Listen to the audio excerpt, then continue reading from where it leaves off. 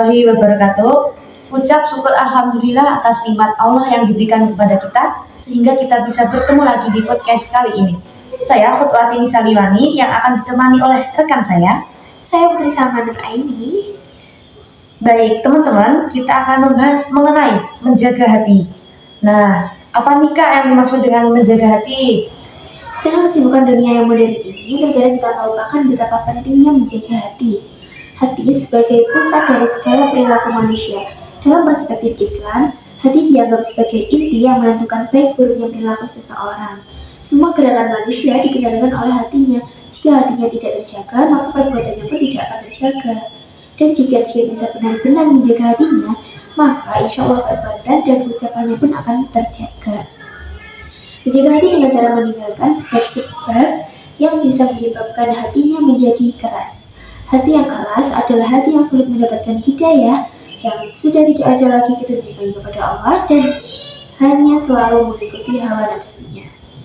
Di dalam Al-Quran pun juga disebutkan tentang alasan menjaga hati agar selalu bersih, yakni dalam surat Asy-Syura ayat 88-89 yang memberikan petunjuk bahwa hati manusia harus senantiasa bersih.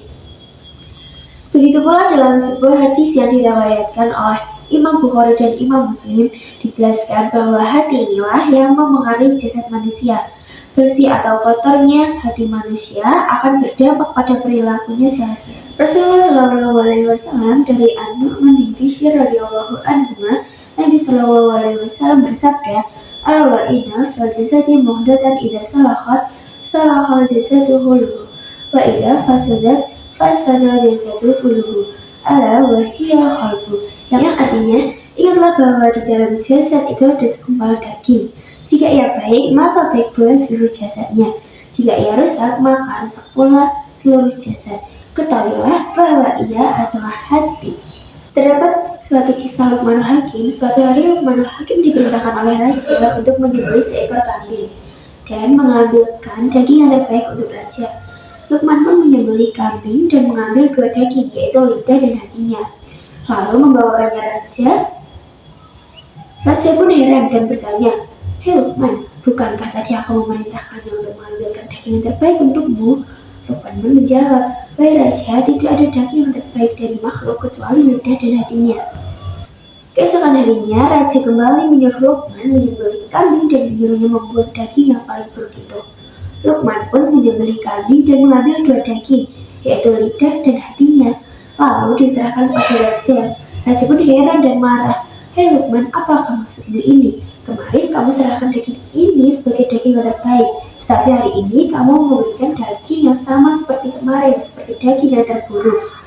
Luqman pun menjawab, "Maafkan hamba ini, tetapi apa yang hamba lakukan ini memang sudah sepatutnya, karena Islam mengajarkan bahwa tidak ada daging yang terbaik kecuali lidah dan hatinya apabila digunakan untuk kebaikan, dan sebaliknya tidak ada daging yang terburuk kecuali lidah dan hati kalau dibuat untuk keburukan." Jawabnya Luqman.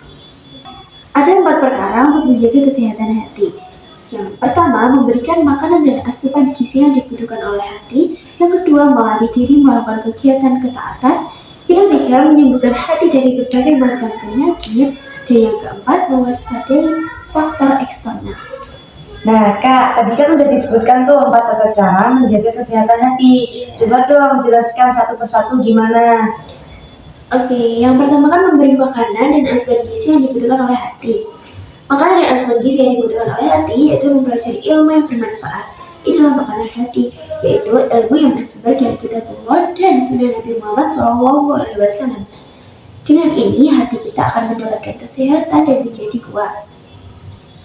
Bila asupan gizi berupa ilmu yang bermanfaat, maka dari itu salah satu doa yang selalu dibaca ketika pagi setelah salat subuh adalah Bismillahirrahmanirrahim. Allahumma inni as'aluka ilman nafi'an wa rizqan thayyiban wa amalan mutaqabbalan. Yang artinya, ya Allah, aku memohon kepadamu ilmu yang bermanfaat, rezeki yang baik, dan amalan yang diterima. Yang kedua, melatih diri melakukan ketaatan-ketaatan agar hati terbuka, yaitu dengan melatih diri melakukan ketaatan-ketaatan dan ibadah-ibadah.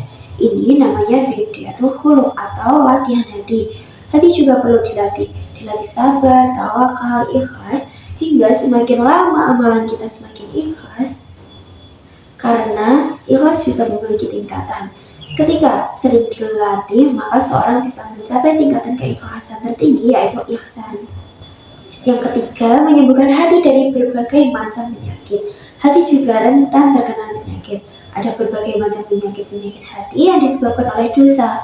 Sebagaimana disebutkan di dalam hadis bahwa dosa dan maksiat ini akan menitikkan satu titik hitam pada hati seseorang. Yang menjadi masalah adalah siapa yang tidak pernah berbuat dosa. Artinya pasti ada titik hitam itu di hati kita. Jangan merasa hati kita bersih tanpa bintiknya. Maka tugas kita adalah menyembuhkannya dari berbagai macam penyakit. Walaupun hati yang sudah dipenuhi oleh titik hitam dihapus pun pasti akan menyisakan buram padanya.